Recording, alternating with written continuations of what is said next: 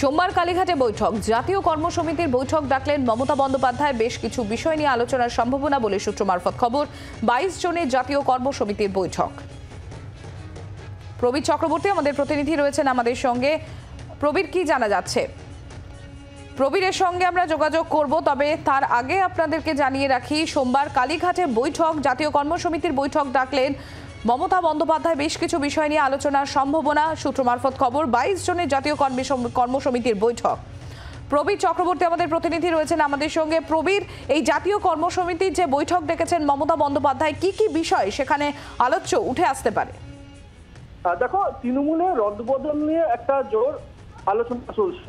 ইতিমধ্যে অভিষেক বন্দ্যোপাধ্যায় বেশ কিছু প্রস্তাব রদবদলের ক্ষেত্রে তিনি জমা দিয়েছেন মমতা বন্দ্যোপাধ্যায়ের কাছে, সেই নিয়ে আলোচনা চলছে।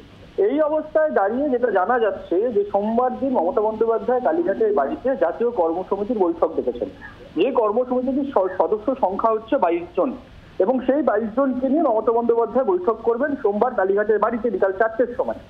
মনে করা হচ্ছে যে আলোচনা চলছে রদবদল নিয়ে, সেখানে কি তাহলে চূড়ান্ত শিলমোহর করতে চলেছে জাতীয় কর্মসমিতির বৈঠকে? কারণ রদবদল যেটা হচ্ছে সেটা কিন্তু ব্যাপক আকারের একটা রদবদল হতে পারে বলে সম্ভাবনা রয়েছে। সেক্ষেত্রে দাঁড়িয়ে 14 থেকে 15 জন চেয়ারম্যান, পুরসভার চেয়ারম্যান, তাদেরকে সরে সরানো হতে পারে। পাশাপাশি দাঁড়িয়ে দলের 10 থেকে 12 জন জেলার সভাপতি নাম আছে বদলের ক্ষেত্রে, এবং অন্যান্য ক্ষেত্রে অনেক নাম রয়েছে। যুব সংগঠন বা ছাত্র সংগঠনের পরিবর্তন হয় কিনা সেটাও লক্ষণীয়। এই অবস্থায় দাঁড়িয়ে জাতীয় কর্মসমিতির বৈঠক ডাকা, যেটা জানা যাচ্ছে সূত্রের খবর, যে মমতা বন্দ্যোপাধ্যায় জাতীয় কর্মসমিতির বৈঠক ডেকেছেন সোমবার দিন।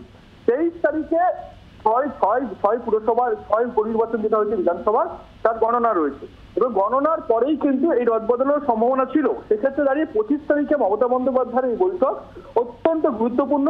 বিশেষ করে যে আলোচনা চলছে রদবদল নিয়ে, সেই আলোচনায় রদবদলের অভিষেক বন্দ্যোপাধ্যায়ের প্রস্তাবে আলোচনা শুরু হয়েছে বা রদবদল নিয়ে আলোচনা চলছে। সেই রদবদলের চূড়ান্ত শিলমোহর করতে পারে কি এই জাতীয় কর্মসমিতির বৈঠকে, এই প্রশ্ন কিন্তু এখন থাকছে।